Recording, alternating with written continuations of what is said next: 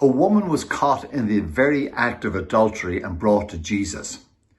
Her accusers reminded Jesus that the law demanded death for the adulterer. Now, her accusers were not moral champions. If they were, they would have brought the adulterous man, but they didn't. Their sole purpose in bringing her to Jesus was to try and entrap Jesus, and he knew it. Now, try and visualize the scene. Jesus is surrounded by the woman's accusers. He bends down and begins writing in the dust. What he wrote, we don't know. But her accusers are pressing him for a verdict.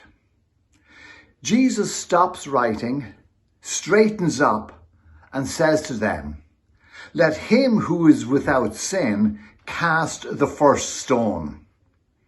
His words had an effect upon those who heard, because one by one, they all left.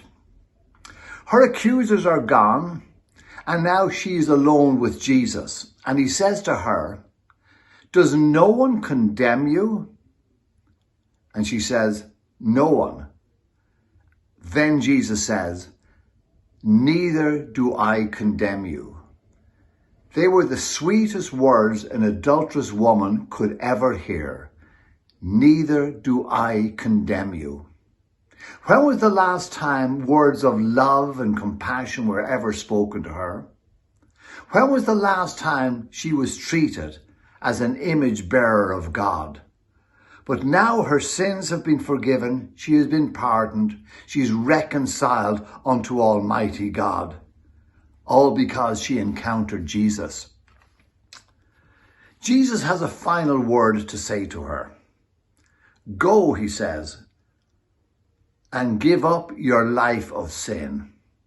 In other words, he's saying, stop sinning, stop living an adulterous, immoral life, because you are now mine. You belong to me, and I will always love you.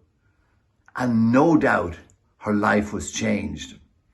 And when amazing grace meets sin, a transformed life follows.